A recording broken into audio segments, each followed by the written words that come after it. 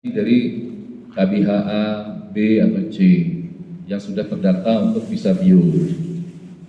Nah, selanjutnya nanti baru tahap istitoah nanti. Istitoah itu tes kesehatan. Jadi nanti Bapak Ibu untuk tes kesehatan, kalau MCU nanti di lab Pramitra di dekat sini, di depan itu dekat PKOR. Ya alhamdulillah kita sudah kerjasama lama, memang hasilnya juga baik, diakui juga oleh Dinas Kesehatan. Setelah proses istitoah dan keluar nanti istitoahnya, ada screening juga nanti dari puskes, nanti Bapak Ibu suruh lari-lari segala macam gitu. Nah itu nanti baru setelah istitoah keluar baru kita bisa melakukan pelunasan. Jadi sekarang bukan ada duit dulu, tapi sehat dulu, baru pelunasan gitu. Karena harapannya memang jemaah haji Indonesia ini adalah jemaah haji yang sehat-sehat di sana. Walaupun Bapak Ibu itu jangan dijadikan beban pikiran juga ya. Kalau menurut saya sih sampai dengan tahun kemarin itu masih bagian dari syarat administrasi kalau menurut saya. Jadi terkait istitoah tadi, jangan terlalu jadikan pikiran ya Bapak Ibu ya. Karena kalau menurut saya itu masih dari bagian dari persyaratan administrasi saja. Jadi kalau jadi beban pikiran kayak jemaah kemarin gitu kan, itu rupanya berpengaruh juga kalau jadi beban pikiran juga. Darahnya naik gitu kan, ini gimana gitu. Oh, udah Pak, tenang aja gitu kan. Sampai nanya, ada nggak jalur belakang supaya ini kan kesehatannya sehat gitu. Enggak, jemaah panitia haji itu Kemenak juga memahami kok Bapak Ibu. Memahami keinginan jemaah itu untuk berangkat itu. Sama mereka yaitu hanya formalitas. Bahkan jemaah haji kita yang kemarin almarhumah ya, anaknya Pak Puji ada ada ya, Mbak. Itu dari pihak Kemenak itu ketika kita laporkan bahwa almarhumah saat itu sedang sakit, itu sempat disampaikan oleh Kemenak juga, masih kuat nggak terbang kata dia. Kalau kuat terbang aja dulu kata dia. Urusan belakangan. Iya, nanti urusan sana, urusan nanti beda kata dia. Yang penting kasihan berangkat dulu lah kata dia. Nah kita hubungin. Artinya suara hati kita benar tahu ya. Iya. Pak Musal kan insya Allah memang orangnya begitu ya Pak ya, amanah ya, baik. Pak Musal dari Kemenak Kota kasih sana, kasih PHU beliau. Kita mau mulai koper, Amin satu, nanti aja kata dia. Kita lihat dulu, bisa berangkat nggak kata dia. Kalau bisa berangkat dulu kata dia. Yang penting kuat berangkat dulu. Nah ternyata qadarullah memang almarhum saat itu tidak kuat, boleh dipastikan nggak bisa berangkat, ya nggak berangkat. Jadi itu intinya dari pihak Kemenak pun sebenarnya ingin proses itu berjalan lancar, nggak ada yang mau menghambat, menyusahkan segala macam birokrasi yang ribet dan misalkan tidak. Insya Allah Kemenak itu membantu kita memang, membantu calon jemaah itu berproses agar bisa berangkat ke tanah suci. Mungkin itu saja Bapak Ibu, nanti sudah dibagikan buku, nanti kita berikan lagi bukunya, silakan nanti dibaca-baca juga di rumah. Nah itu insya Allah di buku itu sudah lengkap sampai dengan apa yang mesti dibawa kelengkapan haji untuk jemaah haji wanita, jemaah haji pria, itu sudah ada semua di situ, tahapan-tahapan pelaksanaan ritual hajinya juga sudah ada. Nanti Ustadz yang sampaikan Ustadz Nurdin nanti yang komprehensifnya yang disampaikan oleh Ustadz Nurdin. Namun jika lupa atau apa yang tadi disampaikan agak miss, bisa dibaca juga dari buku tersebut. Mungkin itu saja yang saya sampaikan. Mohon izin Bapak Ibu saya tidak bisa mendampingi sampai selesai. Pada Ustadz Nurdin kami persilakan.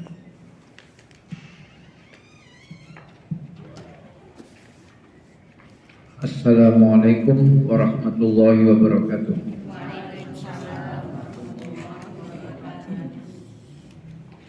Kita buka dulu dengan latihan mengucapkan talbiyah agar hafal dan sekaligus membawa aura ya.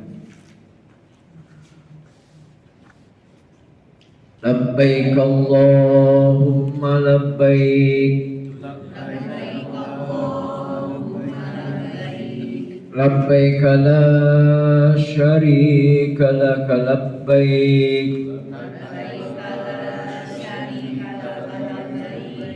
innal hamda wan ni'mata laka wal mulk la syarika lak labbaik Allahumma labbaik labbaik la syarika lak labbaik innal hamda wan ni'mata laka wal mulk la syarika lak labbaik Allahumma labbaik labbaik la syarika lak labbaik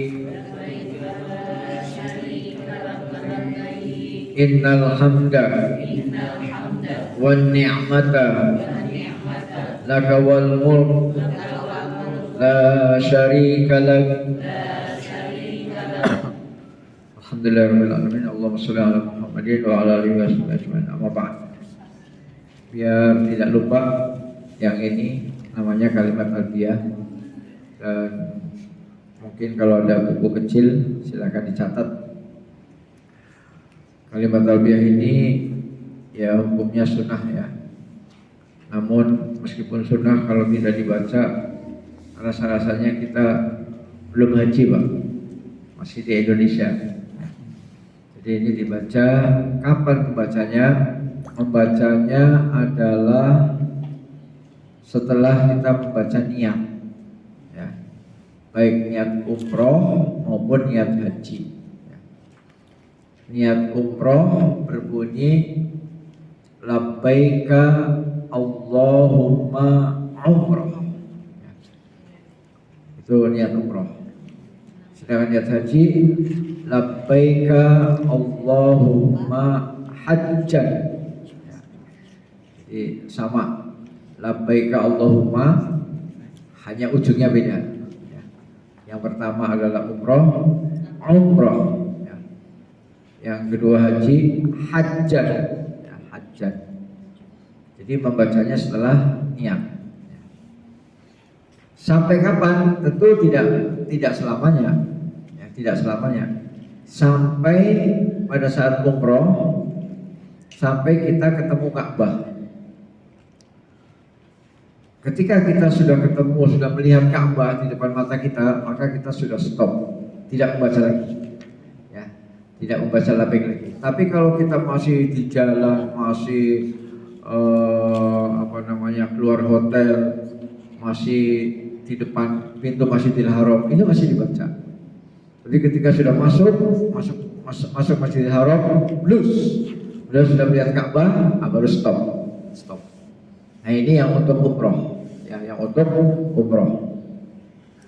Yang untuk haji sampai kapan? Sampai kita melihat jamarot ya, jamarot itu jumroh yang akan kita lempar pakai batu itu loh, Pak.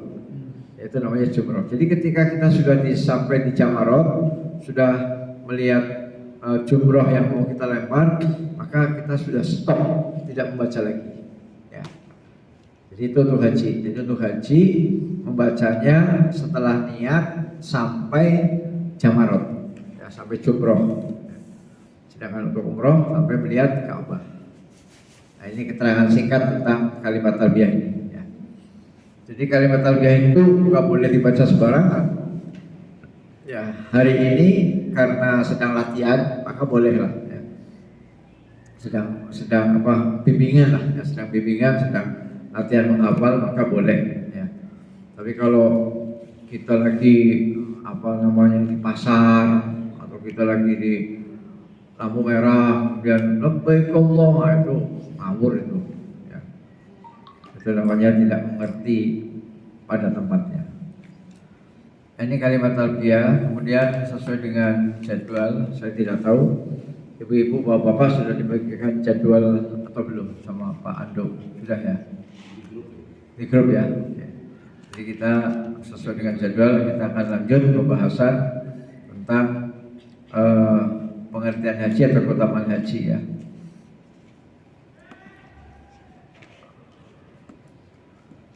kita masuk kepada pembahasan keutamaan haji. Kalau yang kemarin yang kita bahas ini, yang kemarin yang mungkin Pak Hafiz belum datang ya, yaitu tentang tauhid ya. Nanti insya Allah kita ulangi lagi lah dari awal ya. Tauhid itu artinya mengesahkan Allah ya, tidak menyekutukan Allah.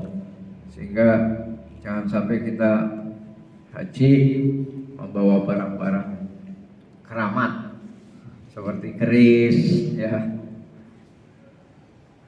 Keris ini nih. Ini kerisnya kecil ini segini nih. Hanya 10 cm ya. Ini keris sama sarungnya itu, sarungnya sebelah kiri. Kemudian permata pelet ya, atau pengasian untuk menggoda cewek supaya cewek itu lengket sama kita. Pengasian, kemudian kesaktian ya, supaya dibacok nggak mempan, kemudian cincin pelindung ya, kemana-mana bawa cincinnya sudah ada kekuatannya, sudah bertuah. Kemudian senjata ular, bentuknya kayak tongkat ya, seperti tongkatnya kakek-kakek, senjata ular. Kemudian rajah pelindung rumah, rajah-rajah seperti ini juga termasuk bagian dari syirik ya. Kemudian yang ini ya sama, ini juga jangan dilihat tulisan Arabnya Pak ya, tulisan Arabnya tuh bagus yang di bawah, la ilaha illallah Muhammadur Rasulullah, la ilaha illallah Muhammadur Rasulullah. Tapi la ilaha illallah itu bukan untuk jimat ya. La ilaha illallah itu untuk dilafalkan, diucapkan dengan mulut, dengan lidah, kemudian diyakini dengan hati, kemudian dilaksanakan dalam kehidupan sehari-hari. Jangan sampai rumahnya tulisan la ilaha illallah tapi malah minta-minta ke kuburan ya. Nah ini juga sama dengan tadi, meminta kepada selain Allah ya. Dan ini sabuk pengaman. Kalau sabuk pengaman yang di pesawat boleh Pak, yang di pesawat itu yang bunyi klik gitu ya, di pesawat. Ya, kalau ini bukan, ini untuk ilmu-ilmu kebal ya, ilmu kebal. Kemudian semar mesem ya, semar mesem. Pokoknya ini semuanya adalah dari Mbah Dukun ya, dari Mbah Dukun. Dan kebulan-kebulan, yang kebulannya nanti ada yang ditaruh di sabuk, ada yang ditaruh di tas, ada yang ditaruh di dompet, ada yang ditaruh di macam-macam ya. Kemudian minyak pelet ya, minyak nyong-nyong. Jadi kalau orang Jakarta bilangnya minyak nyong-nyong ya. Nah ini semuanya adalah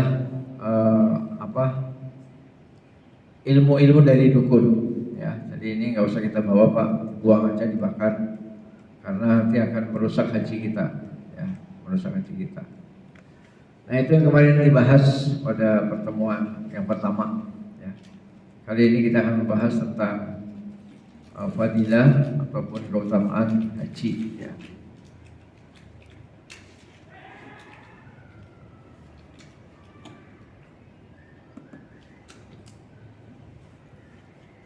Nah kita akan bahas ini, yaitu haji dan keutamaannya.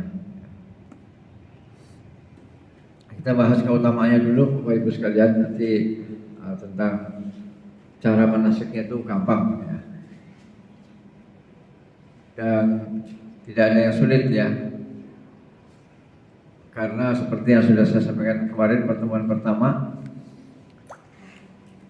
kita yang penting sesuai dengan yang diinginkan oleh Kementerian Agama.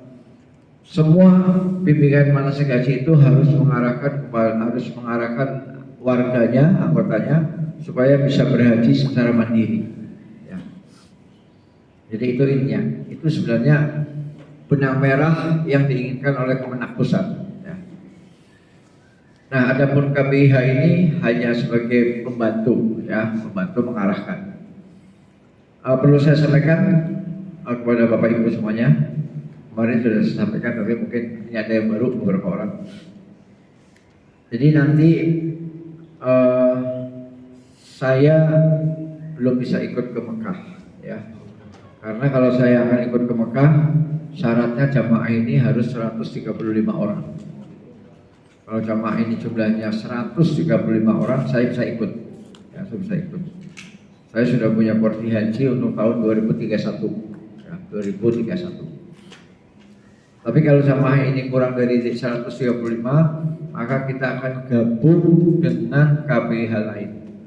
Di antaranya yaitu KBIH dari Muhammadiyah dan dari Darul Fatah. Jadi akan gabung. Ya. Kemudian kita akan kerjasama dengan pengurus cabang istimewa Muhammadiyah Arab Saudi. Ya, jadi di Madinah, di Madinah Al Munawwarah di Arab Saudi itu sudah ada PCIM, ya. PCIM pengurus cabang istimewa Muhammadiyah. Jadi ternyata di luar negeri Muhammadiyah sudah punya cabang. Dan khusus yang di Madinah akan membantu jamaah haji sepenuhnya, mulai dari pemotongan kambing sampai tawaf, sa'i dan seterusnya. Ya, ini akan dibantu sebelumnya. Mereka rata-rata yang di Saudi itu anak-anak muda, ya, anak-anak muda yang gesit, ya, gesit. Nah, nanti kita sama dengan Muhammadiyah. Berjamaah sekalian, sehingga termasuk untuk melaksanakan sunnah-sunnah Nabi secara full, kita juga akan dibantu oleh mereka. Dan itu sudah dialami berkali-kali oleh kawan kita dari Muhammadiyah dari Lampung Tengah, Lamtang, ya, yang pusatnya di Banjarjaya. Jadi beberapa hari yang lalu atau beberapa minggu yang lalu kami studi banding ke KBIHU Muhammadiyah di Metro dan Banjarjaya. Di Banjarjaya itu banyak sekali jamaahnya, ya, banyak sekali.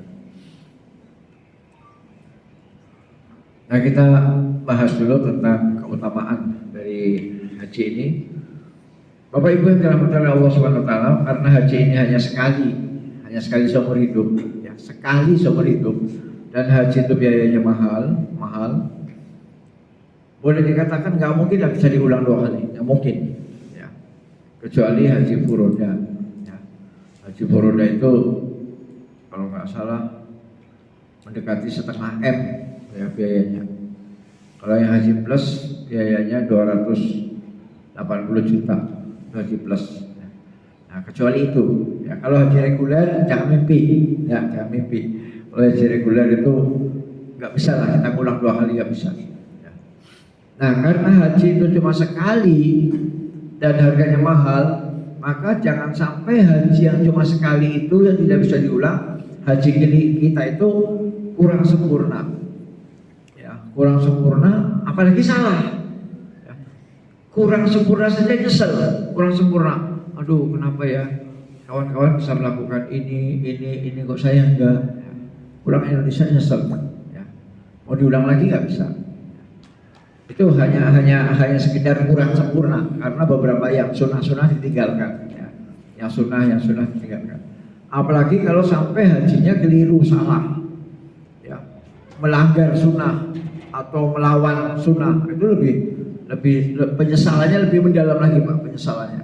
Nah, itulah makanya di sini Allah menerangkan dalam surat apa ini, ya, dalam salah satu ayat Al-Quran, ya, kalau nggak salah surat Al-Munafikun, ya, bagaimana penyesalan kita di hari kiamat nanti. A'udzubillahi minasyaitonir rajim. Wa anfiqu mimma razaqnakum min qabli ayyatiya ahadukumul mautu fa yaqula rabbi laula akhartani ila ajalin qarib fa asaddaqu wa akum minas shalihin. Ini dalam Al-Quran. Dan berinfaklah, belanjakanlah sebagian dari apa yang telah kami berikan kepadamu dari rizki yang Allah berikan kepada kita, mari kita infakkan sebelum datang kematian, ya, sebelum malaikat maut mencabut nyawa kepada salah seorang di antara kamu, di antara kita. Lalu ia berkata, ya Rabbu, wahai Tuhanku, mengapa engkau tidak menangguhkan kematianku sampai waktu yang dekat, yang menyebabkan aku dapat bersedekah dan aku termasuk orang-orang yang soleh. Jadi ketika manusia akan dicabut nyawanya, maka dia mau usul pada Allah, ya Allah jangan sekarang, tolong ditunda seperempat jam lagi, jangan sekarang, karena aku mau sedekah, dan aku mau jadi orang soleh, aku mau ngaji, aku mau ikut kumpul-kumpul dengan orang soleh, aku mau sholat berjamaah, aku mau ke masjid, aku mau baca Quran, ya. Minta diundur sejam 2 jam, ya. Nah, tentu tidak bisa, ya, karena malaikat bekerja lebih rapi daripada mesin, ya. Mesin aja rapi, apalagi malaikat, ya. Robot, mesin, drone, robot, mesin, drone itu rapi, ya. Jadi serba otomatis kan, tek tek tek tek jreng, tek tek tek tek jreng, ya. Nah apalagi malaikat itu lebih dari itu, ya, sehingga tidak bisa kita minta diundur, jangankan diundur sejam 2 jam, ya, diundur beberapa menit juga nggak bisa. Nah disitulah penyesalan karena si calon mayit ini waktu hidup tidak pernah bersedekah, tidak pernah infak, ya, tidak pernah ke masjid, tidak pernah baca Al-Quran, ya. Sehingga ketika itu nyeselnya luar biasa dan akhirnya ya sudah sampai hari kiamat dia nyesal. Nah kita juga begitu, ya, jangan sampai kita pulang haji menyesal, ya, karena tidak bisa diulang lagi. Kecuali kalau Bapak Ibu punya uang banyak, bisa haji furoda yang harganya mendekati 0,5 M dan haji plus yang harganya mendekati 300 juta.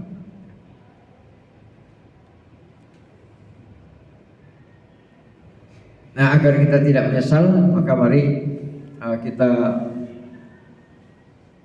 berhaji dengan landasan ilmu, ya. Berhaji dengan landasan ilmu. Supaya apa? Supaya kita paham dan mengerti, ya, bahwa oh ini rukun berarti harus, oh ini wajib berarti harus, oh ini sunnah.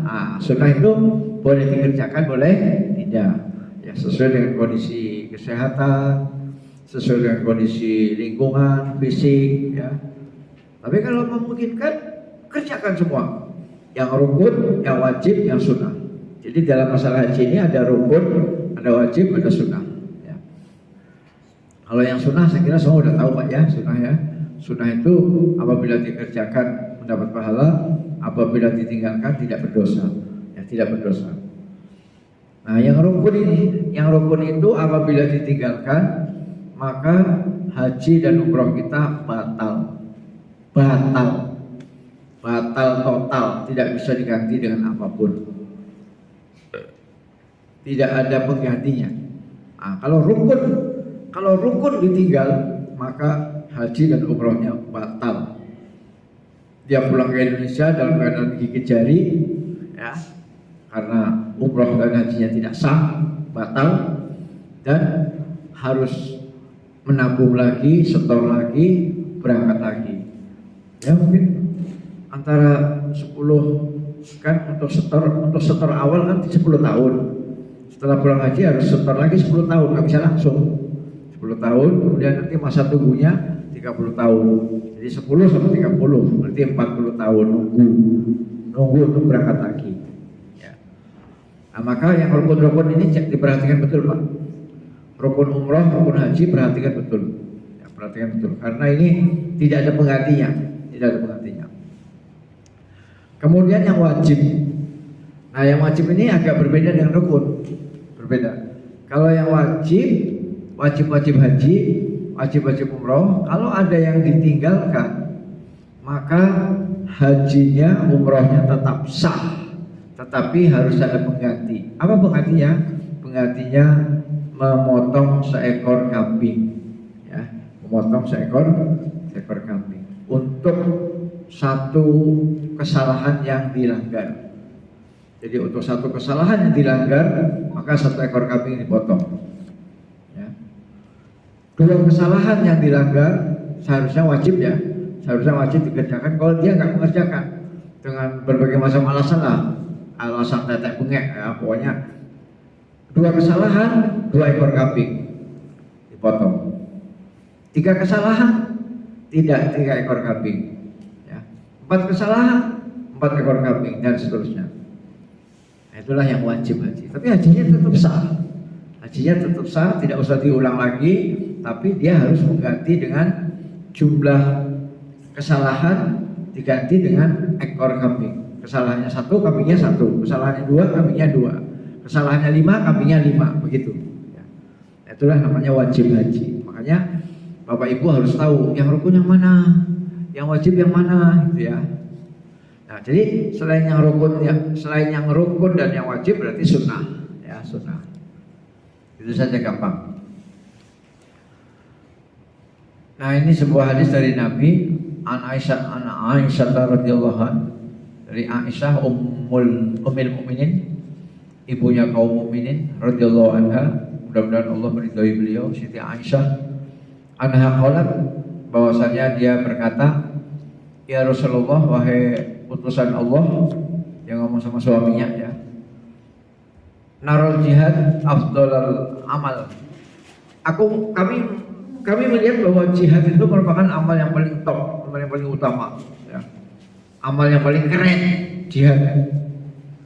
Apalan mujahidu, mengapa kami kaum hawa, kami kaum lelaki, kami emak-emak, ibu-ibu, kok nggak diwajibkan jihad?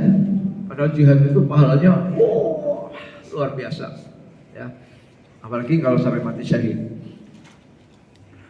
Apalan mujahidu qala la, Nabi menjawab la, tidak, ya. Wanita tidak wajib jihad seperti laki-laki, tidak wajib. Lakinna afdhalul jihad hajjun mabrur, tetapi jihadnya kaum wanita adalah dengan haji yang mabrur, ya.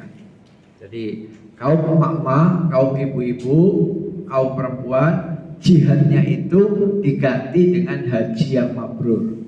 Kalau seorang wanita hajinya mabrur, maka dia sama dengan laki-laki yang sudah berjihad fisabilillah.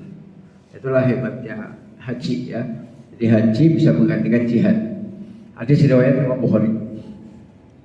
Hadis riwayat Imam Bukhari. Kemudian yang kedua,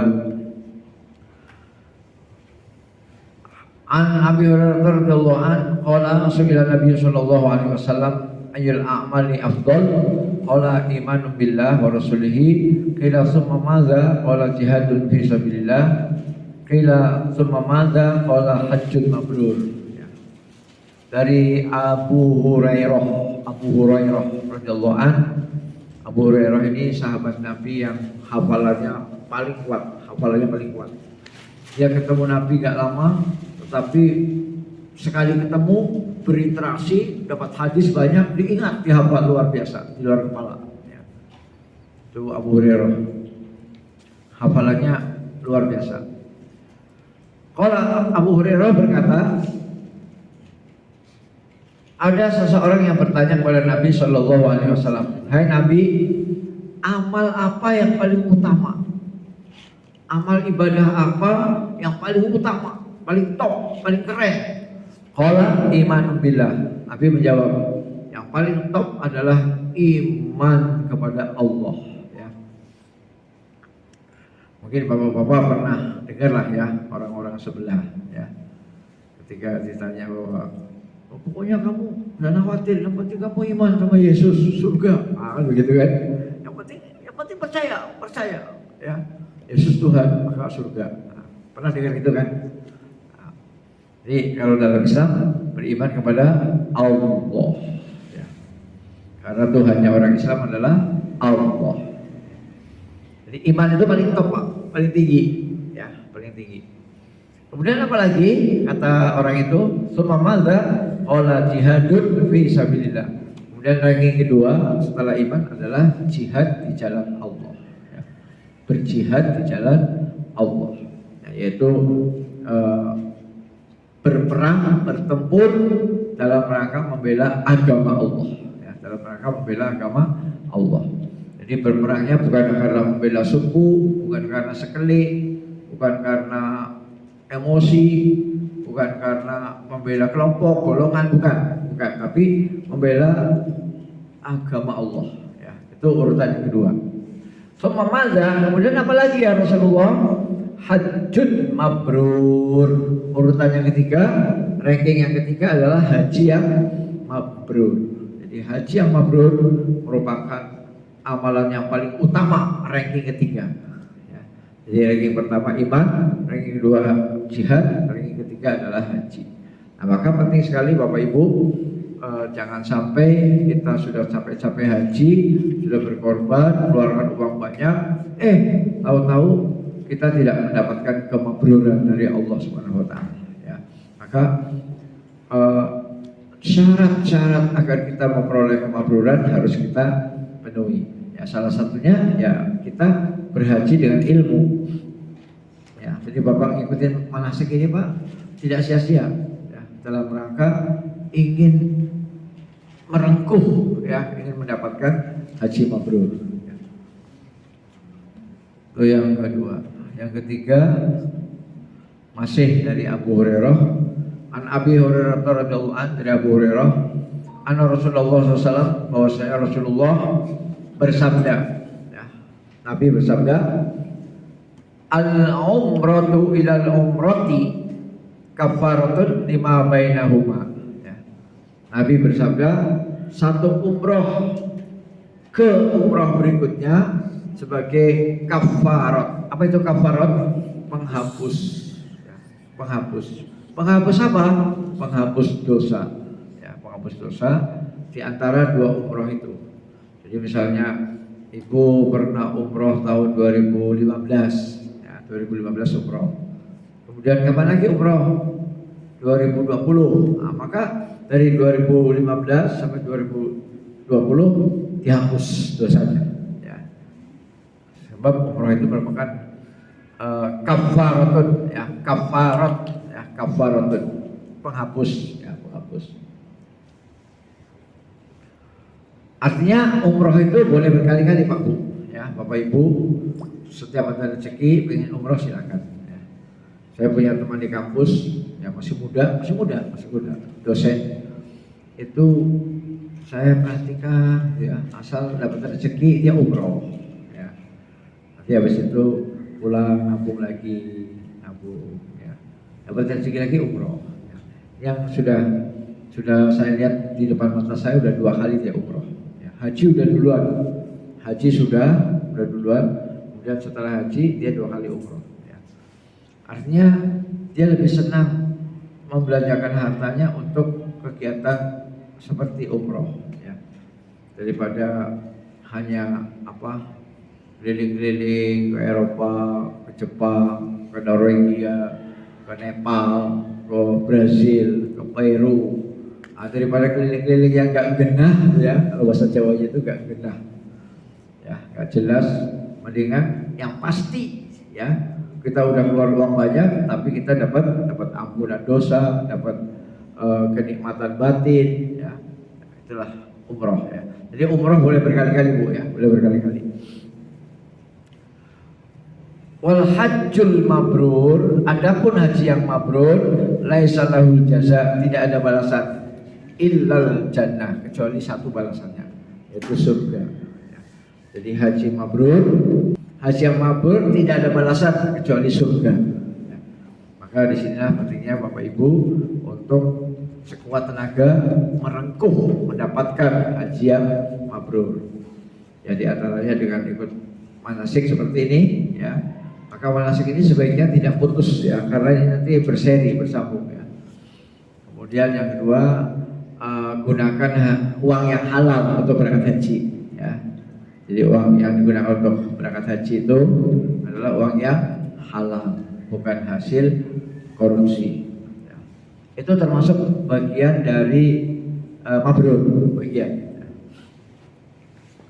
Jadi haji yang mabrur tidak ada balasannya kecuali surga. Hadis riwayat Imam Bukhari.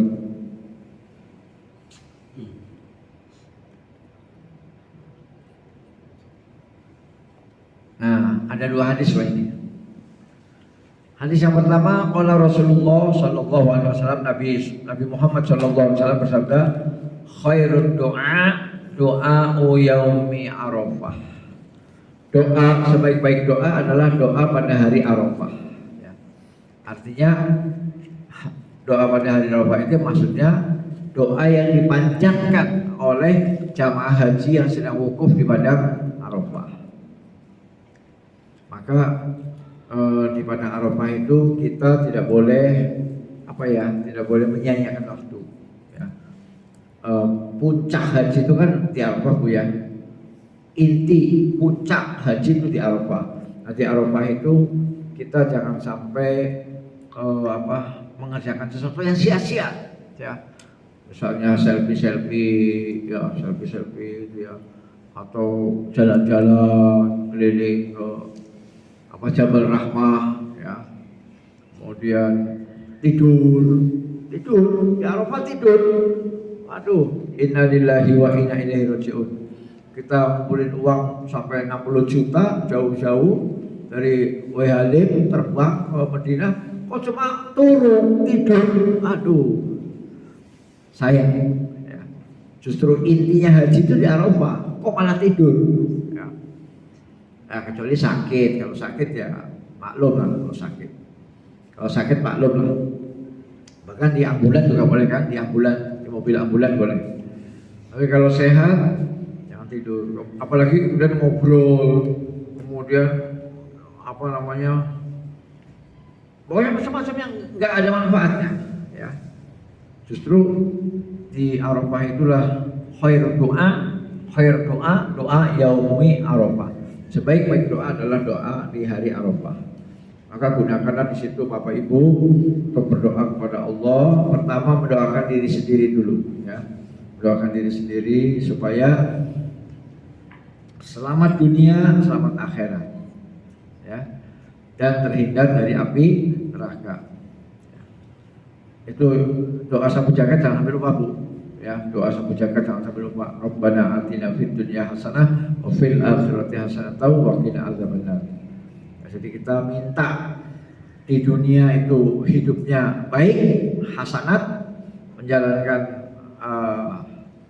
perintah-perintah Allah. Di akhirat juga kita akan mendapatkan hasanat, ya, mendapatkan berbagai macam kenikmatan dan kemudahan di akhirat. Kemudahan di alam kubur, kemudahan di padang mahsyar, kemudahan pada saat kita bangkit dari kubur, kemudahan pada saat amal kita ditimbang, kemudahan pada saat dihisab. Dan dihisab itu diadili, ditanya, diinterogasi sama Allah. Tsumma latus'alunna yauma idzin 'anil na'im. Kemudian pasti kamu akan ditanya setiap nikmat yang kamu terima, ya. Tsumma latus'alunna yauma idzin 'anil na'im. Kamu pasti akan ditanya setiap nikmat yang diberikan oleh Allah, ya. Nikmat telinga, nikmat mata, nikmat hidup, nikmat kesehatan, nikmat umur, ya. Nikmat tenaga kuat, ya, otot kawat balu besi, ya, seperti Mas Hafiz ini kuat, ahli karate.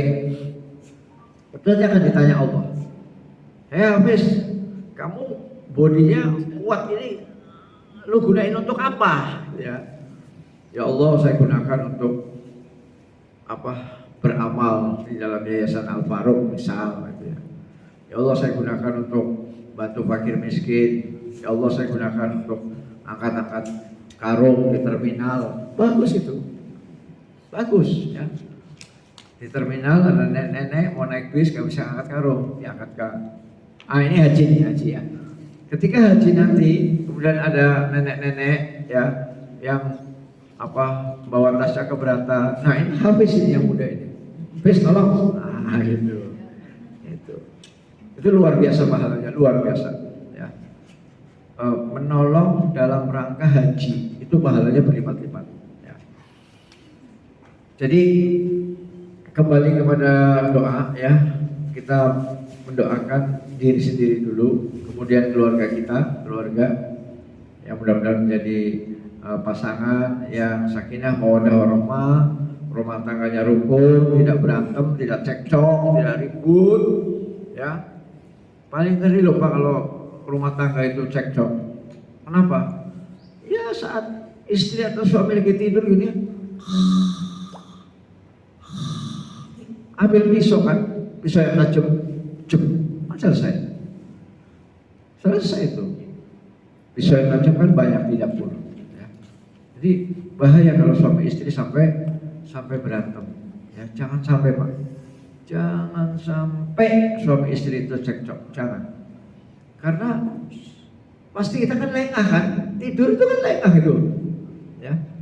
Nah, kalau kita belum baikan, belum saling memaafkan, masih dalam kondisi dendam, marah, terus tertidur salah satunya, kan tinggal akhirnya masuk koran kan, akhirnya viral di YouTube. Ya. Seorang suami yang membunuh istrinya, seorang istri yang membunuh suaminya saat tidur, apalagi ditambah dengan dicekoki dengan arsenik, dicekoki dengan apalah. Viral di sini ya, di YouTube. Nah, itu jangan. Nah, maka suami istri wajib untuk sakinah mawaddah warahmah. Ya. Pokoknya untuk sakinah mawaddah warahmah itu kuncinya cuma dua. Ya. Sabar dan tidak merasa paling benar sendiri. Dah saja. Cuma dua kuncinya. Sabar dan tidak merasa paling benar sendiri. Kenapa? Istri kita juga ada kesalahan tapi juga ada kelebihan. Kita ada kesalahan tapi juga ada kelebihan. Jadi saling menutup, ya, saling menutup. Kekurangan istri disempurnakan oleh suami, kekurangan suami disempurnakan oleh istri. Jadi tidak ada sempurna, tidak ada. Tidak ada yang laki-laki kayak Nabi Muhammad, tidak ada. Tidak ada wanita yang kayak Khadijah itu tidak ada. Ya, maka ya udahlah, istriku kayak gini, alhamdulillah. Ya udahlah, suamiku kayak gini, alhamdulillah. Pokoknya alhamdulillah terus. Makanya dalam doa talbiyah tadi kan, innal hamda wan ni'mata laka wal mulk la syarika lak. Sesungguhnya semua puji-pujian, semua kenikmatan dan semua kerajaan adalah milik Allah, bukan milik kita. Ya, kita ini penuh dosa, kita ini penuh dengan kekurangan, kita ini banyak aib, ya, banyak dosa, banyak kekurangan, banyak aib, banyak dosa. Ya. Yang suci hanya Allah. Ya. Nah, jadi rumah tangga itu harus didoakan, ya, supaya betul-betul di dunia sakinah mawaddah warahmah, terus di surga ketemu kembali, ya, di surga ketemu istri kembali. Oh, kamu kan istri saya, iya. Kamu kan saya abang kamu. Wah, akhirnya ketemu lagi di surga ya. Dan dari beberapa riwayat yang saya baca bahwa istri kita di surga nanti itu tidak ada yang menandingi cantiknya dibandingkan dengan bidadari surga. Tidak ada yang menandingi. Pokoknya super top ya, paling cantik. Bidadari kalah ya. Nah, jadi itu maka berusaha untuk berumah tangga sampai ke surga ya. Berusaha berumah tangga sampai ke surga ya. Jangan sampai rumah tangga hanya seumur jagung. Seumur jagung berapa? 4 bulan, 4 bulan cerai. Nah, atau seumur daun kemangi 3 minggu cerai ya. Nah, kadang sering diekspos di sini ya, seolah-olah yang seperti itu seolah-olah artis, padahal ya orang biasa juga banyak ya, yang kawin cerai. Nah, itu kalau bisa kita jangan begitu, jangan ya. Terima padanya pasangan kita, kemudian kita sabar, kemudian kita minta pahala kepada Allah. Ya Allah, saya minta pahala ya. Saya sabar ya Allah punya istri kayak gini. Suami juga bilang begitu, ya Allah saya sabar punya suami kayak gini. Nah, Jadi sama, ngomongnya sama di depan Allah, ya. Di depan Allah ngomongnya sama. Ya Allah, saya sabar punya suami kayak gini. Ya Allah, saya sabar punya istri kayak gini. Udah selesai. Ya. Jangan diperpanjang. Nah, masing-masing ingat akan kewajiban masing-masing. Suami kewajibannya apa, istri kewajibannya apa. Ya. Itu doa untuk keluarga. Yang kedua, doa untuk guru-guru atau orang tua dulu deh, orang tua. Ya, orang tua kita doakan karena orang tua itulah perantara sehingga kita ada. Ya. Tanpa adanya orang tua kita nggak ada. Ya, maka kita doakan orang tua. Rabbi firli wali walidayya warhamhuma kama rabbayani shaghira. Ya Allah, ampunilah saya ya Allah dan kedua orang tua saya, ya. Dan sayangilah mereka sebagaimana mereka dulu mendidik saya di waktu kecil. Ya. Jadi kita minta kepada Allah supaya orang tua kita diampuni dosanya. Kita minta kepada Allah supaya orang tua kita disayangi Allah. Nah, kalau sudah disayangi Allah, kira-kira mendapatkan azab kubur apa enggak? Enggak dong. Ya. Sudah disayangi Allah. Ya. Allah sudah sayang. Ya. Rabbi firli wali walidayya warhamhuma kama rabbayani shaghira. Untuk orang tua kita. Dan yang berikutnya untuk guru-guru kita. Ya. Guru yang sudah mengajarkan ilmu, yang sudah mengajarkan Al-Fatihah, mengajarkan ngaji, ya, mengajarkan sholat, pokoknya untuk guru-guru kita, ya. Dan yang terakhir untuk seluruh kaum muslimin, ya. Semoga kaum muslimin dikuatkan imannya, ya, kemudian diberikan petunjuk, hidayah, supaya kaum muslimin ini hidupnya baik, ya. Jangan dikit-dikit ngamuk perang, ya. Supaya kaum muslimin ini hidupnya berdasarkan aturan-aturan Allah, ya. Nah, jadi doa itu serius. Kemudian di antara seluruh doa ada yang namanya istighfar, ya. Istighfar itu yang paling utama, ibu-ibu, bapak-bapak, terutama sayyidul istighfar, ya. Istighfar biasa boleh Pak, boleh misalnya Astagfirullahaladzim, boleh. Kemudian ada lagi istighfar yang double dengan taubat. Ya. Kalau astagfirullahaladzim cuma satu, yaitu minta ampun. Tapi kalau astagfirullah wa atubu ilaih, itu double. Aku minta ampun ya Allah dan sekaligus bertobat. Wa atubu itu artinya taubat. Ya, itu lebih baik Pak. Jadi double Pak. Astagfirullah wa atubu ilaih. Astagfirullah wa atubu ilaih. Astagfirullah wa atubu ilaih. Astagfirullah wa atubu ilaih. Astagfirullah wa atubu ilaih. Ya. Mohon ampun. Ustaz, boleh nggak pakai bahasa Indonesia? Boleh.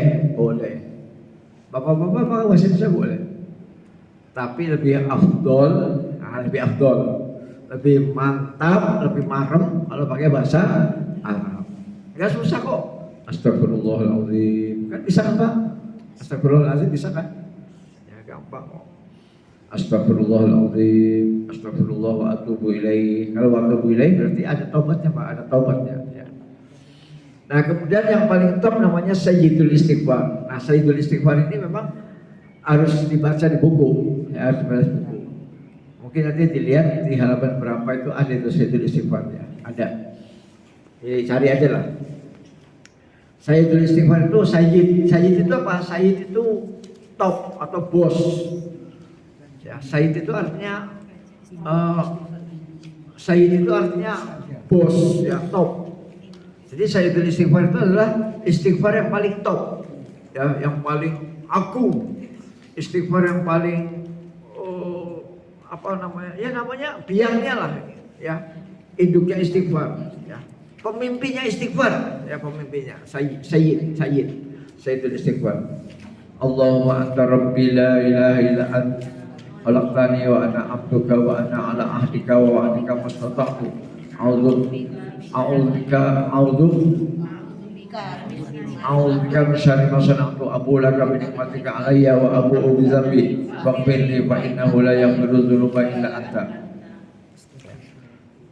Agak panjang Pak, agak panjang. Nah, itu nanti dibaca saja, dibaca. Kalau tidak hafal dibaca. Allahumma ya Allah, anta Rabbi, Engkau adalah Rabbi, Engkau adalah Tuhanku, Engkau adalah penciptaku, Engkau adalah yang mengatur hidupku, Engkau adalah yang memberi rezeki aku. Ya, Allahumma anta Rabbi. Rabb itu artinya pencipta, pengatur dan pemberi rezeki.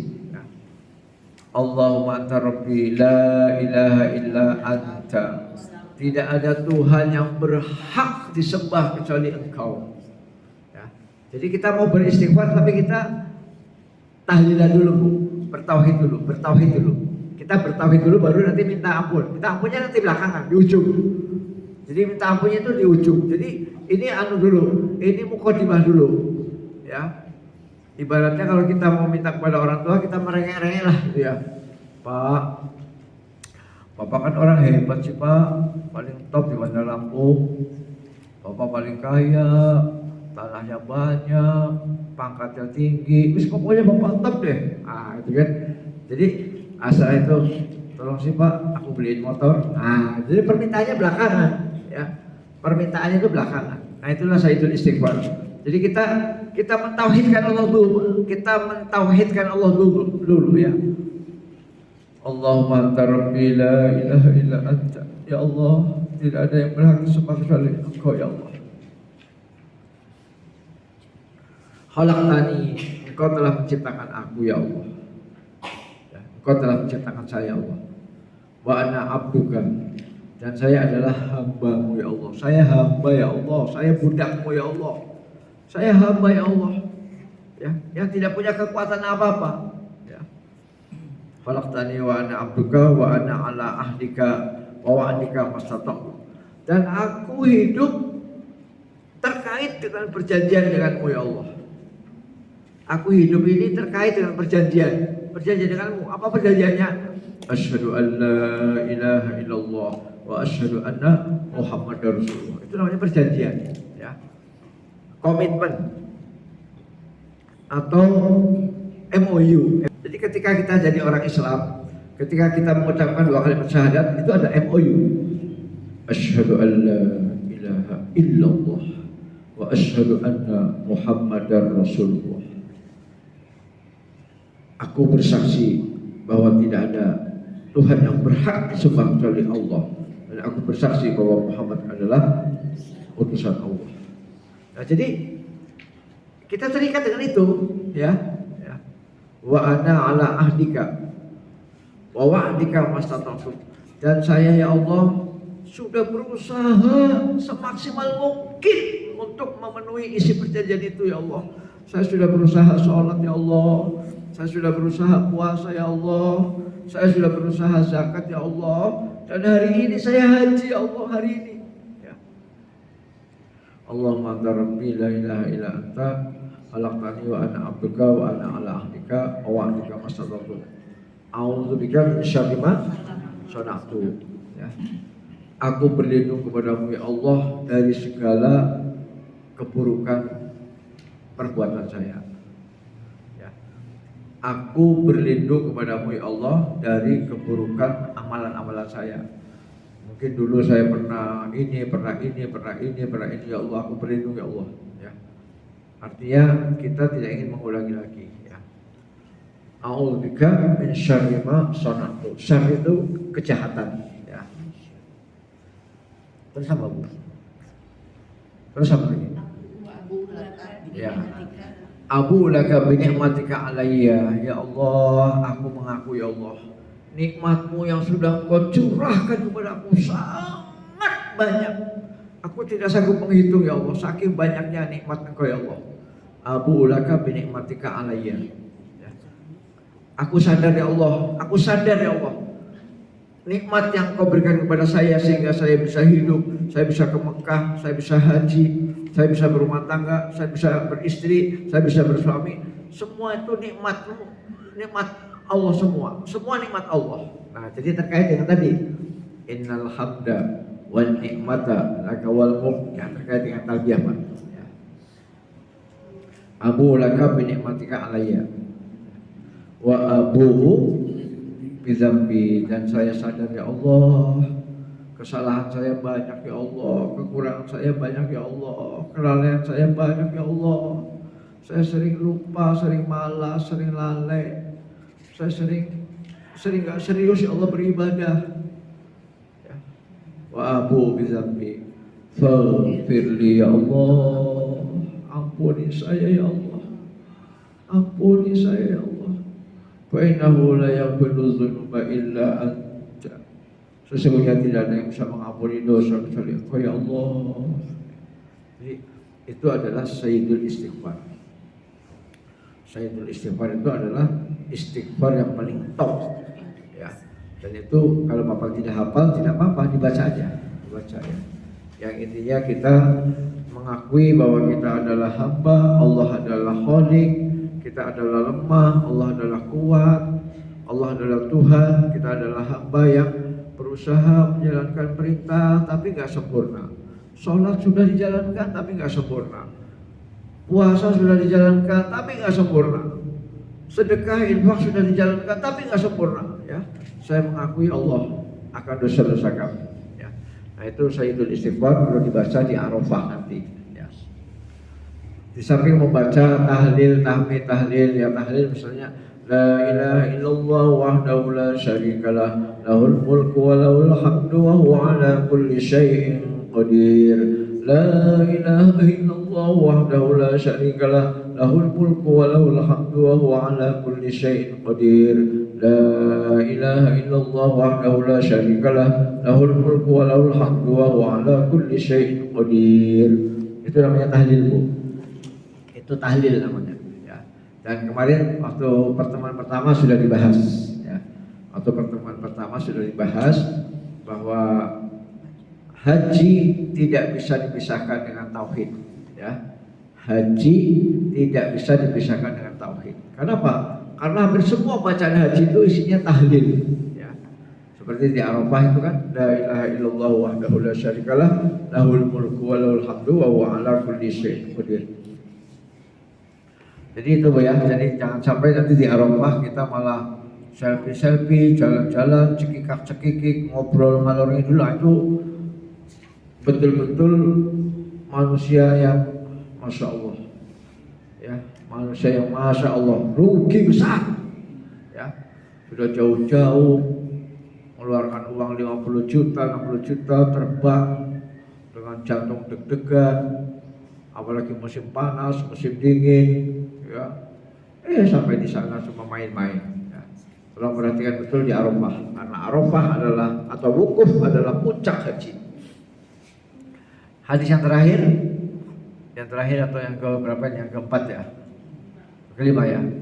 Qalat Aisyah inna Rasulullah sallallahu alaihi wasallam qala ma min yaumin aktsara min ayyumtiqallahu fihi 'abdan minan nar mi yaumil Arafah, ya.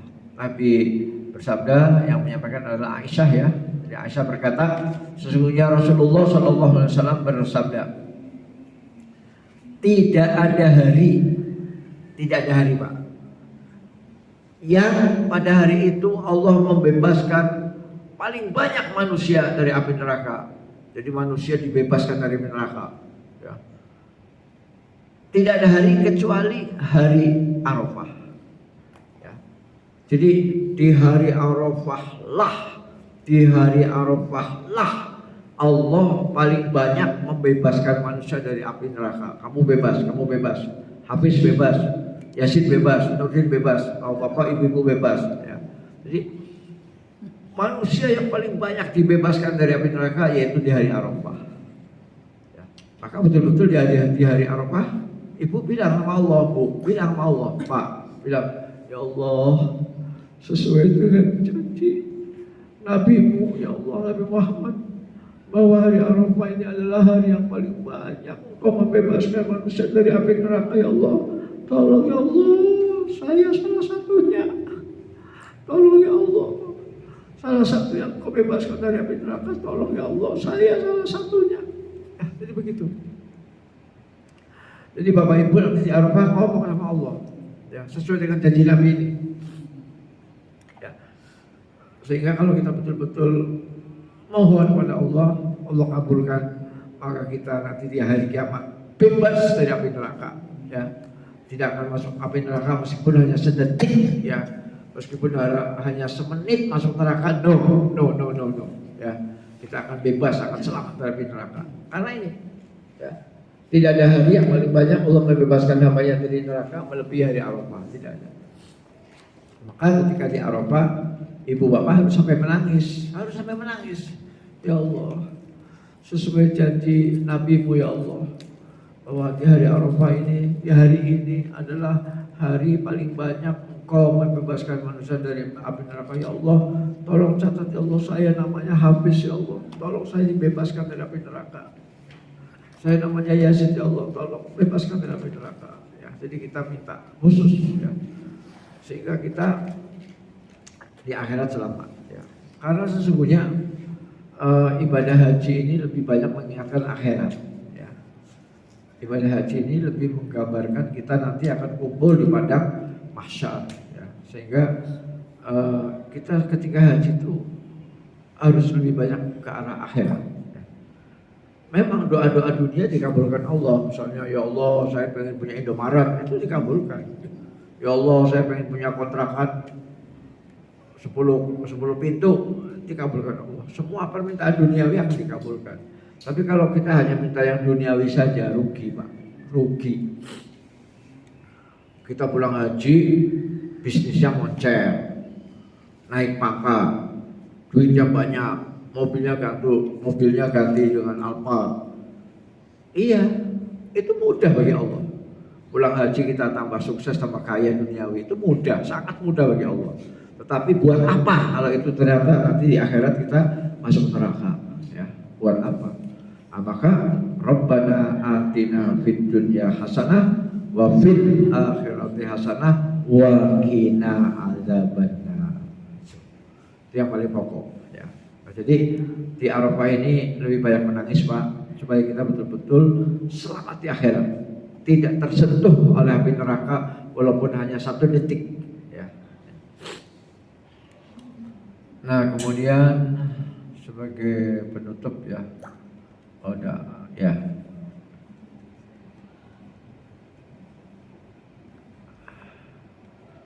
ini kan ancaman untuk orang yang nggak mau haji Pak. Ya. Kalau Bapak kan ini mau berangkat ya, jadi insya Allah nggak kena hadis ini. Ini ancaman untuk orang yang kaya, duitnya banyak tapi nggak mau haji. Ya. Ketika ditawarin haji, oh ini saya mau bikin Indomaret, saya mau bikin Alfamaret, saya mau bikin kontrakan 100 pintu. Ya. Suruh haji, males ya. Ada lagi yang suruh haji takut, saya takut. Kok takut sih, orang saya pengen tiap hari. Saya pengen tiap tahun haji kok malah takut. Ya. Ada Pak yang mau haji itu takut. Ada yang orang tuanya sudah haji, kemudian anaknya dibayarin haji ya. Terus kata anaknya, Pak, jangan Pak, saya jangan haji dulu, saya takut. Ya. Ada seorang anak yang mau dibayarin haji sama bapaknya, anaknya nolak. Ya. Kan aneh. Ya. Nah, ini ancaman untuk yang sudah kaya tapi nggak mau haji. Allah berfirman dalam surat Ali Imran ayat 96-97, A'udzubillahi minasyaitonir rajim. Walillahi 'alan nasi hajjul baiti man istata'a ilaihi sabila wa man kafara fa innallaha ghaniyyun 'anil 'alamin. Barang siapa yang mengingkari kewajiban haji, maka sesungguhnya Allah Maha Kaya, tidak memerlukan sesuatu dari semesta alam. Ini kalau arti lengkapnya Bu ya, ini artinya nggak lengkap ini. Walillah, dan untuk Allah ya, alan nas, wajib bagi manusia, hajjul baiti, berhaji ke Baitullah. Jadi wajib berhaji bagi manusia karena Allah, ya. Wajib berhaji bagi manusia karena Allah. Man istata'a ilaihi sabila, untuk orang-orang yang memiliki bekal perjalanan, memiliki finansial, ya. Karena kan jauh Pak ya. Jauh kan nggak mungkin jalan kaki, nggak mungkin, harus naik pesawat, harus nginep di hotel, ya. Sehingga perlu fulus yang agak lumayan. Man istata'a ilaihi sabila. Di samping itu perlu badan yang sehat, ya. Kalau sudah berbalik di rumah sakit, jalan nggak bisa, ya jangan berangkat. Tapi kalau sakit-sakit ringan, Bapak bisa nggak jalan? Oh bisa. Jalan 100 meter bisa, jalan 1 kilo bisa. Wah, berarti istitoah, ya udah, badannya udah kuat, fisiknya. Wamang kafaro, nah ini, wamang kafaro, dan barang siapa yang mengingkari, ya, mengingkari kewajiban haji, waman kafaro itu ya kufur, menolak. Disuruh haji mau, gitu ya. Fa innallaha ghaniyyun 'anil 'alamin. Maka sesungguhnya Allah nggak butuh orang itu. Allah nggak butuh. Nah, kan ngeri Pak kalau dicuekin Allah Pak. Ya. Fa innallaha ghaniyyun 'anil 'alamin. Allah maha kaya. Allah tidak butuh makhluk yang seperti itu. Ya. Jadi orang-orang yang tidak mau haji akan dicuekin oleh Allah Subhanahu wa taala, ya. Karena Allah maha kaya. Kemudian Umar bin Khattab, yaitu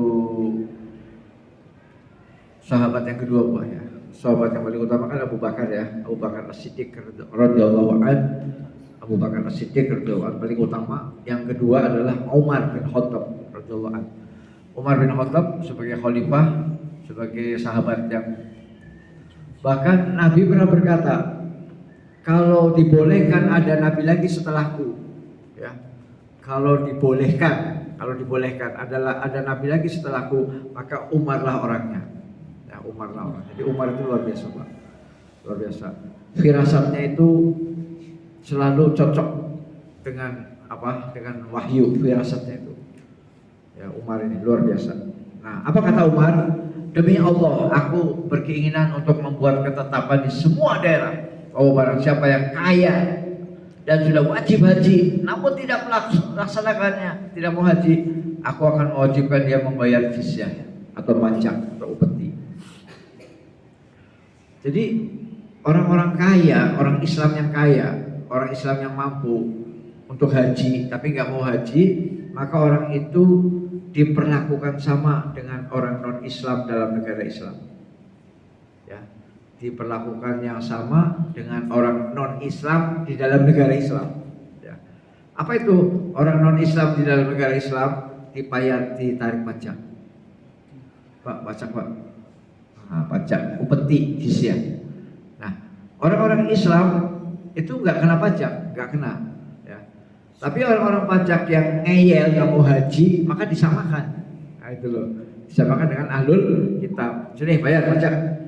Jadi upeti, jizyah, ya, bahasa Arabnya namanya jizyah, ya, jizyah, ya, bahasa lainnya adalah pajak atau upeti. Jadi pajak atau upeti hanya dikenakan kepada non-Islam yang hidup di dalam pemerintahan Islam, plus orang-orang Islam yang kaya tapi nggak mau haji, disamakan. Ya, nah makanya. Alhamdulillah kita ini sudah kumpul, berarti kita sudah siap berangkat ya. Jadi kuncinya adalah haji merupakan salah satu dari rukun atau tiang Islam yang 5 ya. Itu kata kuncinya. Haji adalah rukun Islam. Jika salah satu tiang rumah tidak ditegakkan ya, kita punya rumah, ini nih tiangnya Pak, ini tiang ya. Salah satu tiang ini tidak roboh, maka insya Allah bangunannya miring. Orang yang sudah haji, orang yang kaya tapi nggak mau haji berarti merobohkan tiang. Ya, merobohkan tiang. Maka yang untuk meroboh haji adalah kewajiban hamba kepada Allah, ya, kewajiban. Orang yang sudah mampu berhaji dan tidak menunaikannya hingga mati, maka ia akan menyesal selama-lamanya. Ya. Apa ada Pak Ustadz orang yang kayak sudah mau haji kemudian tahu-tahu nggak jadi haji ada ya. Ini karena kena rayuan setan, kena rayuan dunia ya. Ada seorang dosen ya, ada seorang dosen merehab rumah. Nah, kemudian kata tukang, "Pak dosen, masa cuma ini aja yang direhab? Perlu ganti ini dong, biar cakep. Masa dosen rumahnya kayak gini?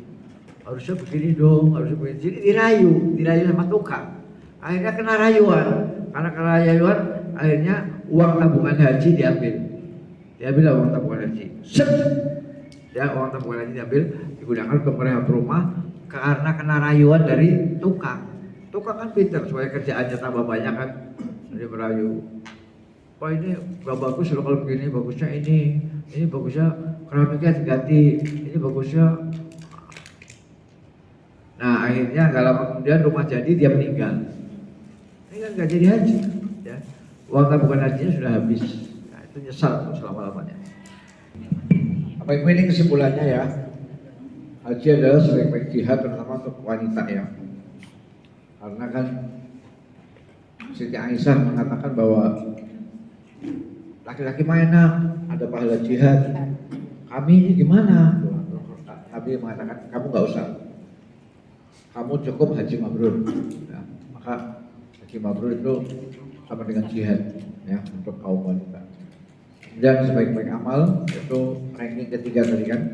Ranking pertama kan iman, ranking kedua jihad, ranking kedua, ranking ketiga haji. Kemudian tidak ada balasan kecuali surga. Kemudian akan menghapus semua dosa seorang hamba. Ya. Jangankan haji umroh saja menghapus dosa, apalagi haji. Ya. Ya, tentu haji yang berdasarkan ilmu, ya. Sehingga di Arafah betul-betul digunakan untuk maksimal. Jangan sampai di Arafah itu kita keluyuran, kelayapan, ya, tidur, ngobrol ngalor ngidul nggak keluar. Nah, yang ini belum. Belum saya sampaikan hadisnya yang ini. Kemudian yang ini tadi sudah, ya. Jadi sebaik-baik doa adalah doa di Arafah. Nah ini saya mau cari hadis ini. Mau cari hadis bahwa kita pulang ke tanah air nanti seperti bayi yang baru dilahirkan. Agar kita betul-betul mendapatkan mabrur, maka satu kerjakan semua ibadah dengan ikhlas, ya. Mulai sekarang, ya. Jadi mulai sekarang kita mengerjakan ibadah apapun dengan ikhlas karena Allah. Sholat karena Allah, puasa Ramadan nanti 2 bulan lagi kita Ramadan Bu ya, karena Allah. Zakat mal karena Allah, ya. Bukan zakat fitrah, bukan zakat mal. Zakat mal itu zakat kekayaan. Jadi Bapak Ibu yang punya kekayaan 85 gram emas, punya kekayaan senilai 85 gram emas, maka ini merupakan rukun Islam yang ketiga, ya. Syahadat, sholat, zakat, ya. Wajib membayar zakat, dikeluarkan 2,5%. 2,5% dari seluruh kekayaan kita, ya. Terus puasa Ramadan, terus haji. Kerjakan semua ibadah dengan ikhlas mulai sekarang. Jangan sampai kita beribadah karena ingin pujian dari manusia, ya. Ingin dikasih jempol. Pak Yasin itu hebat. Jangan sampai kita beribadah mengharapkan pujian dari manusia. Ibadah apa saja harus dibarengi dengan ilmu pengetahuannya, ilmu Islam, ya. Artinya sholat ada ilmunya, puasa ada ilmunya, haji umroh ada ilmunya, membaca Al-Quran ada ilmunya, namanya tajwid, ya, tajwid tahsin, ya. Kemudian tafsir ada ilmunya, ya. Ya jangankan ibadah Bu, buat pempek aja kalau nggak ada ilmunya nggak enak. Pak Yasin bikin pempek ya, nggak pakai ilmu, nggak enak Pak, nggak enak. Dijual juga nggak laku, disedekahkan ke saya, nggak saya makan, pas digigit, oh keras. Karena bikin pempek nggak pakai ilmu, tapi kalau bikin pempek pakai ilmu, lembut, ya, gurih, rasa ikannya menonjol, cukanya mantap, bisa berapa porsi itu Pak Yasin? Ya. Jadi semua pakai ilmu. Jadi ibadah apapun harus dengan ilmu. Maka jangan meremehkan majelis ilmu seperti ini Pak. Ini maha penting ini Pak. Bahkan majelis ini lebih terhormat di sisi Allah daripada majelis-majelis anggota dewan maupun majelis permusyawaratan rakyat. Ya. Majelis permusyawaratan rakyat atau dewan permusyawaratan rakyat. Kenapa? Karena majelis ini itu membicarakan warisan Nabi. Ya, warisan Nabi. Nabi meninggal dunia tidak mewariskan dinar dan dirham. Nabi meninggal dunia mewariskan ilmu. Ya. Ilmu apa? Al-Quran dan As-Sunnah. Ya. Jadi ini lebih mulia, maka harus dihadiri majelis ilmu ini. Kemudian pelajari manasik haji dengan benar sesuai tuntunan Rasulullah. Ya, insya Allah dalam An-Namirah ini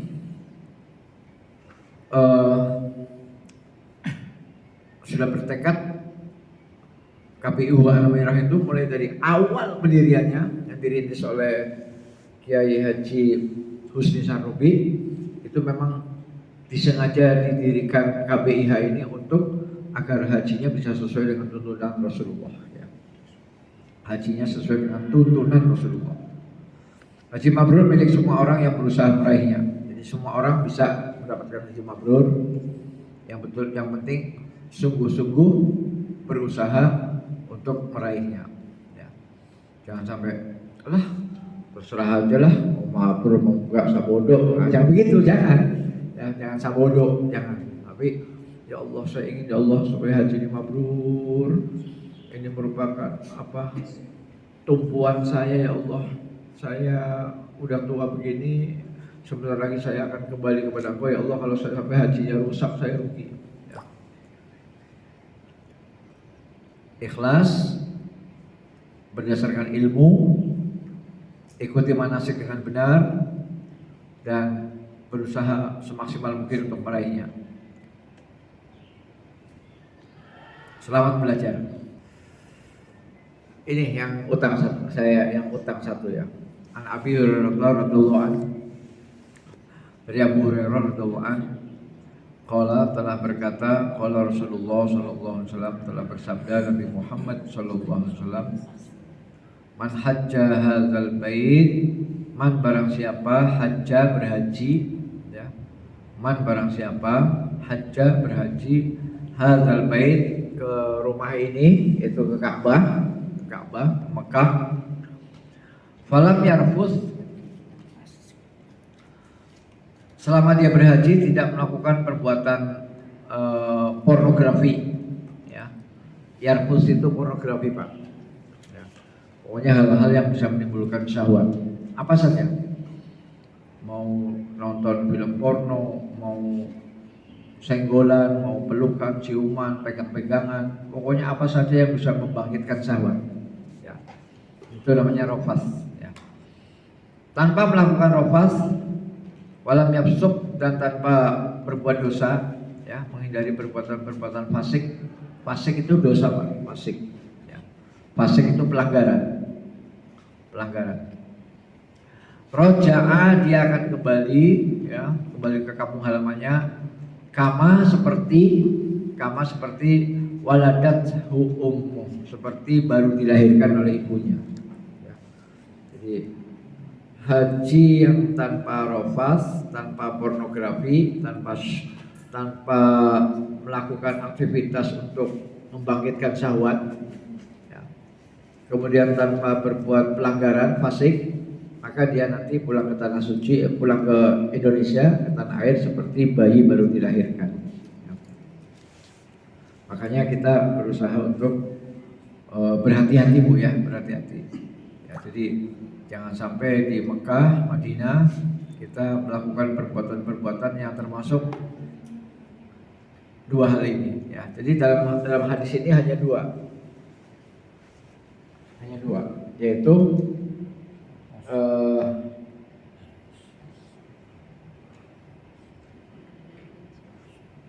ini berbuat benci ya, berbuat benci dan fasik.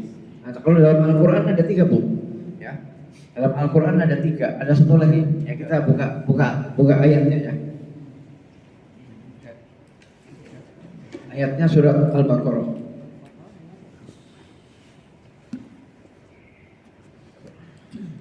Surat Al-Baqarah ayat 197.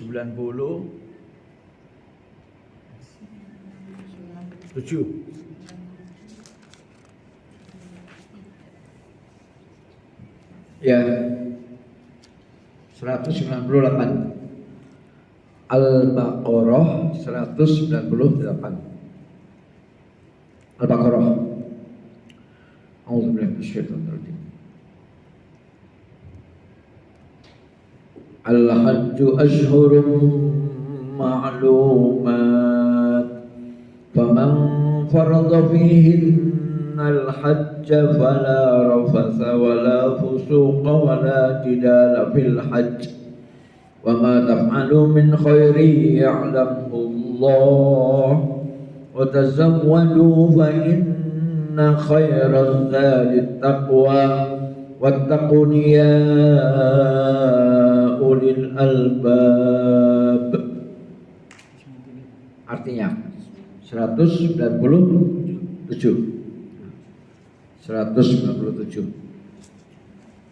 Artinya musim haji itu pada bulan-bulan yang telah dimaklumi ya. Jadi inilah perbedaan haji dan umroh.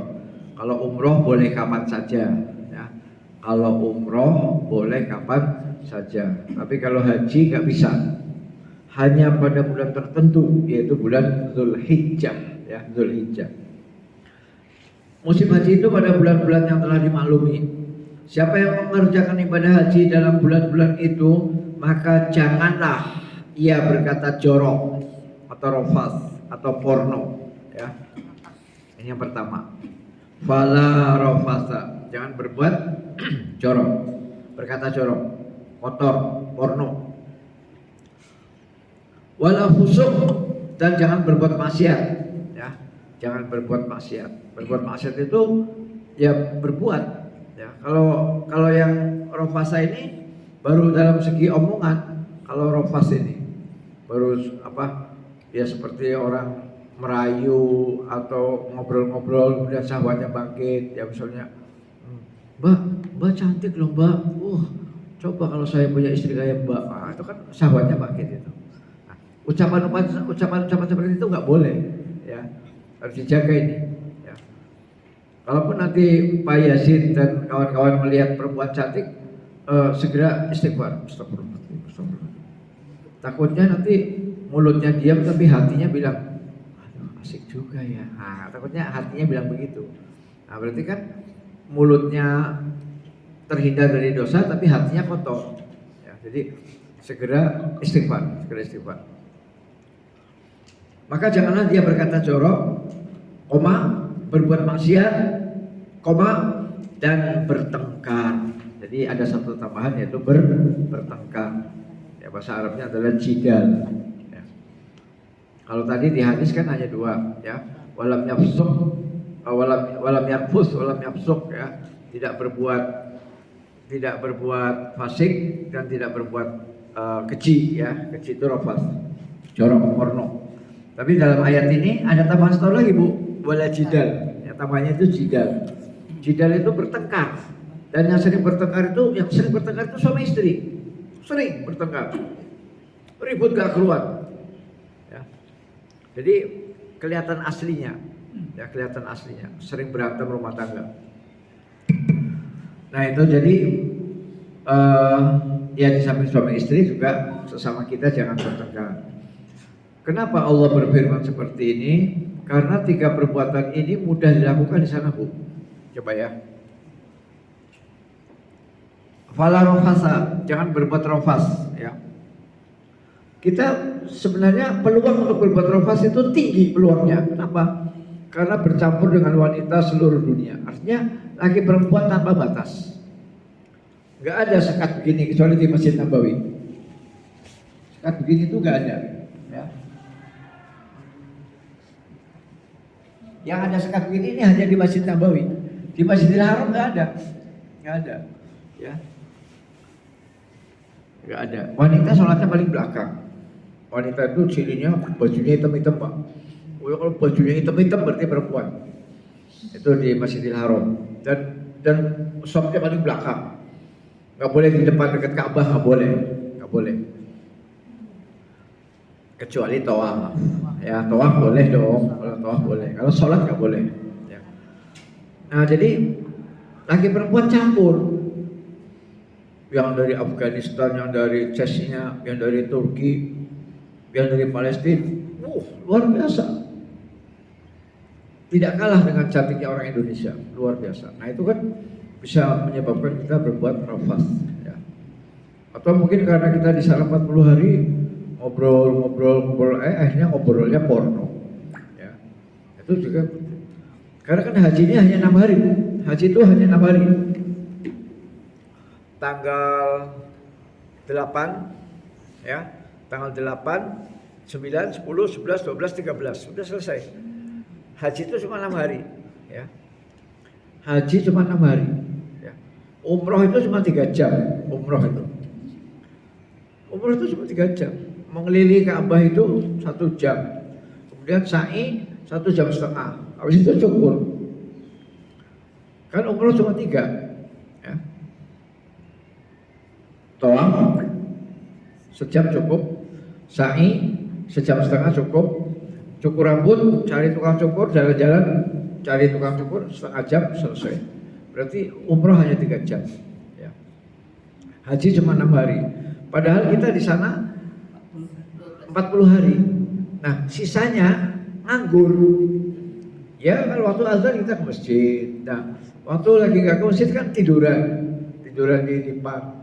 Nah, tiduran di depan itu kadang-kadang suka ngobrol gitu. Nah, pas ngobrol itu kadang-kadang nggak terkontrol, ngobrolnya yang porno. Nah itu, maka ini peluang berbahaya sekali. Ya. Pertama rafas. Nah, yang kedua berbuat maksiat. Berbuat maksiat ya apa saja. Pokoknya mulai dari nyuri sandal sampai nyopet segala macam. Ya. Copet banyak di sana, banyak copet. Ya. Hati-hati ibu-ibu naruh uangnya kalau bisa di tempat yang agak dalam lah ya. Jangan di jaket yang sletingnya miring gitu. Ya. Atau jaket yang enggak ada sleting, jangan. Itu gampang dirogoh itu. Ya. Jadi orang mudah berbuat maksiat di sana. Sesama kita juga, ya, marah-marah, maki-maki, ya. Jadi marah-marah ini, berantem ini yang ketiga, jidal, itu juga mudah sekali untuk terjadi jidal. Ya misalnya kopernya hilang, ya. Padahal koper itu tidak hilang. Ya. Percayalah ibu-ibu dan bapak-bapak, percayalah, koper itu barang gede, nggak mungkin hilang. Gak mungkin, ya, gak mungkin hilang. Hanya mungkin pindah loteng, ya. Misalnya hotelnya misalnya ada 17 lantai ya. Mungkin koper kita nyasar di lantai 1, mungkin nyasar di lantai 2, mungkin nyasar di lantai 3. Nyasar lantai aja. Tapi nggak mungkin hilang, nggak mungkin. Maka ketika koper bapak nanti belum ketemu, jangan gusar marah-marah, kamu sih, jangan, tenang aja, tenang. Itu nanti tanggung jawab ketua regu dan ketua rombongan untuk naik turun tangga, ya, naik turun lift, mencari di lantai 1, lantai 2, lantai 3, ya, pasti ketemu, ya, nggak mungkin hilang, nggak mungkin kopernya itu dicuri sama orang Afrika, nggak mungkin, ya. Jadi itu kadang-kadang sering bikin ribut, ya. koper saya mana, koper saya mana, oh koper saya belum ketemu, ribut, jangan ribut, pokoknya tenang aja. Selama haji ini kita dilatih kesabaran, ya tenang, koper nggak mungkin hilang. Ya. Kemudian yang kedua, kunci kamar, ya. Nanti waktu di hotel itu, kalau misalnya tidak sesuai kamarnya, kita nurut saja sama ketua rombongan dan ketua guru, ya. Nah kalau bisa sih, yang istilahnya ahli hisab dengan ahli hisab, ya yang perokok dengan perokok satu kamar, yang tidak perokok kamarnya beda itu. Kalau bisa begitu, supaya jangan sampai ada yang terganggu, ya. Termasuk yang suka AC dan yang tidak suka AC, ya. Jadi saya pernah dulu, ya, saya termasuk kan nggak kuat AC Pak ya. Saya sekamar dengan orang yang suka AC. Saya nggak bisa tidur.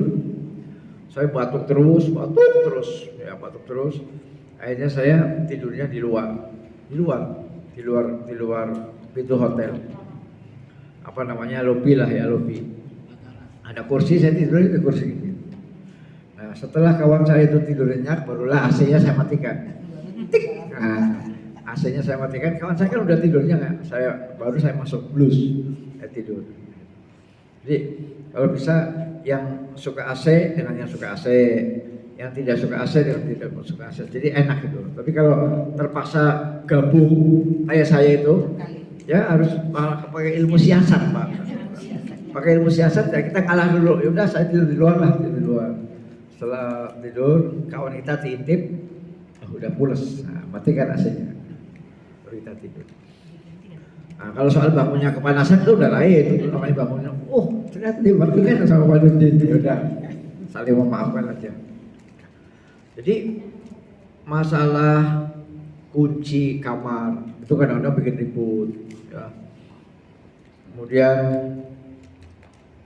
ada juga yang bisnya itu datang ke depan hotel, bisnya itu ternyata hotel kita itu sudah diduduki oleh kloter lain. Nah, hotel kita udah diisi oleh rombongan lain, rombongan dari Tangerang, rombongan dari Surabaya, rombongan dari Pacitan. Nah, itu kadang-kadang ada juga yang gitu, ada. Saya pernah alami begitu. Juga waktu itu kami nunggu di bis 4 jam, ya. Karena apa? Karena belum ada kata putus. Ya ternyata yang menduduki kamar saya atau hotel tempat saya itu ternyata orang luar. Kalau nggak salah orang Jawa Timur apa mana, nggak saya lupa. Lama itu, lobby itu lama, ya. Nah, jadi hal-hal seperti itu bisa jadi terjadi, ya. Banyak lah. Pokoknya setiap tahun itu ada cerita haji yang lucu-lucu, yang aneh-aneh, yang macam-macam, ya. Dan dari tahun ke tahun itu ceritanya beda-beda, ya, beda-beda. Nah, yang saya seperti itu, saya bisnya datang depan hotel, ternyata setelah dicek hotelnya udah dipenuhin orang, padahal itu kamar saya, kamar rombongan saya itu. Lama itu, apa, lobby-lobbynya itu lama, ya, apa rundingannya itu lama. Nggak bisa. Nah, ketika itulah terjadi apa, berantem, perang mulut, ya. Nah, jangan sampai perang mulut, ya. Sekarang begini aja, Bapak mengaku ini hotel Bapak, coba lihat bukunya, lihat kartunya, lihat KTP-nya, ya. KTP Arab, ya. Tapi setelah lihat, oh Bapak bukan di sini, kok hotelnya di sana. Nah, berarti. Nah, kadang-kadang memang kalau orang yang maaf, yang pendidikannya kurang itu mainan otot-ototan. Oh ya, apa otot-ototan? Nggak bisa, kami di sini. Wah, udah main otot-ototan ya. Jadi, nah itu perlu pemimpin rombongan, pemimpin berku yang bijak, ya. Yang IQ-nya agak bagus, yang tingkat pendidikannya agak tinggi, sehingga bisa menyelesaikan dengan baik, gitu ya. Bapak mana ketua rombongannya Pak? Sini Pak panggil, kita rundingan. Ya, jadi kalau yang sama anak buahnya itu biasanya ayel-ayelan. Oh nggak bisa. Nah itu ya. Jadi kenapa Allah melarang ini? Karena ini mudah tersulut, mudah cekcok, ya. Bertengkar, mudah sekali Pak bertengkar di tanah suci itu mudah bertengkar, mudah. Makanya Allah larang, mudah bertengkar, mudah mata ini mudah bermaksiat, mata ini karena laki perempuan gak ada batas, ya ya, apalagi pas tawaf itu ya, seluruh dunia laki perempuan campur. Ya. Kemudian juga hal-hal yang sifatnya perbuatan dosa yang lainnya, misalnya sandal kita putus, kemudian kita ngambil sandal orang itu nggak boleh Pak. Kalau sandal kita putus ya kita harus beli lagi. Nah, makanya nanti kalau bisa kita bawa dari Indonesia lebih dari satu atau lebih dari dua ya, atau cadangan. Ya sandalnya yang awet lah, apa terserah. Apa sandal yang putih, yang ringan, putih ringan, enteng itu ya, yang tidak membuat kaki itu lecet. Ya. Jangan pakai sandal yang berat Pak, berat kulit, tebel kulit, akhirnya kaki kita lecet. Jangan. Karena kita selama haji dan umroh itu banyak jalan Bu, banyak jalan. Jadi kalau kita pakai sandalnya yang sandal baru beli dari toko mahal, insya Allah kaki kita lecet. Jadi beli sandal yang ringan, yang enteng kayak gabus gitu loh, ya, sehingga kaki kita tidak lecet ya. Sandal swallow juga boleh lah, ya swallow juga boleh. Nah bapak-bapak sekalian, sekarang jam 11:04, jadi mungkin cukup untuk hari ini. Insya Allah kita lanjutkan dengan topik berikutnya di minggu depan. Mohon supaya yang belum hadir diajak hadir. Kita hanya sampai di sini. Wabillahi taufiq wal hidayah. Assalamualaikum warahmatullahi wabarakatuh.